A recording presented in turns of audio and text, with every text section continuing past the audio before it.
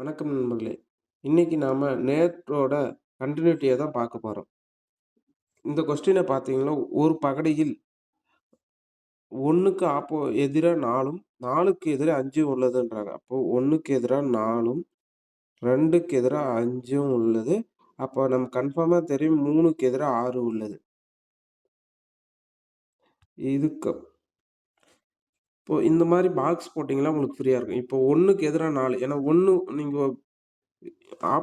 அதாவது ஆப்போசிட்ல இருக்கும்போது 1ம் 4ம் ஒரு கோடு விட்டு ஒரு கோடும், அதாவது ஒரு பாக்ஸ் விட்டு ஒரு பாக்ஸும், அப்புறம் ஒரு 2, 5 இந்த மாரி போட்டீங்கன்னா, ஆப்போசிட் இந்த மாரி வந்துரும்.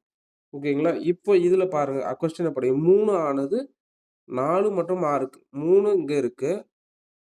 4 மற்றும் 6 இந்த இடத்துல இருக்கு. ஸோ இது நம்மளுக்கு தப்புன்னு வந்துரும். அப்புறம் 3 ஆனது 5 மற்றும் 6க்கு அருகே உள்ளது. 3 ஆனது 3 ஆனது 5க்கும் 6க்கும் அருகே உள்ளதுன்றாங்க. அப்ப இந்த கொஸ்டினும் வராது. ஓகேங்களா? 5க்கும் 6க்கும். அப்ப 2 ஆனது 3க்கும் இங்கேயும் இருக்கு, இங்கேயும் இருக்கு. ஸோ இதுதான் வரும். அதனால தான் சின்னு குடுத்துருக்காங்க. நம்ம இப்படி தான் அணுக வேண்டும்.